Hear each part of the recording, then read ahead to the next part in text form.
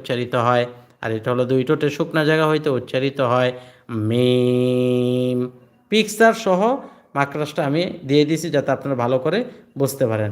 আর এই যে কোরআন কারিমটা, এটা কিন্তু আমরা শেষের 5 দিন পড়াবো না, শেষের 5 দিন আমরা এই যে চিহ্নগুলা নাই ওইটা পড়াবো, যাতে আপনারা এটা তো দিছে আপনাদের সহজের জন্য, যাতে এখন বারবার ধরতে পারেন, বুঝতে পারেন। সব সময় যদি এটা দিয়ে পড়েন তাহলে আপনি পরবর্তীতে ওই কোরআন কারিম দেখলে পড়তে কষ্ট হয়ে যাবে। এই জন্য এটা দিয়ে আপনি চিনবেন, যেমন এখানে 3 আলিফ টান 3 লেখা আছে, 1 আলিফ টান 1 লেখা আছে, আল্লাহ শব্দ মোটা হবে শাপলা চিহ্ন, এটা অনেক উপকার করে আপনাকে। তো একটা কথা আছে না, বেশি উপকার করলে সমস্যা। এই কোরআন কারিম আপনাকে অনেক উপকার করবে, ঠিক আছে, কিন্তু আপনি যদি আবার এইটাই সবসময় পড়েন, পরবর্তীতে এটা পড়তে পারবেন কিন্তু অন্য কোরআন কারিমে হাত দিলে পড়তে একটু কষ্টকর হয়ে যাবে।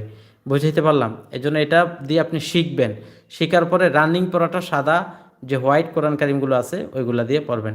আর উচ্চারণ দেখে দেখে তো কোরআন পড়া জায়েজই নেই, মানে উচ্চারণ, অর্থ না, উচ্চারণ। কারণ উচ্চারণ কখনোই কোরআন পড়ার সাথে বাংলা পড়া দিয়ে কেউ আনতে পারবে না। বুঝাইতে পারলাম?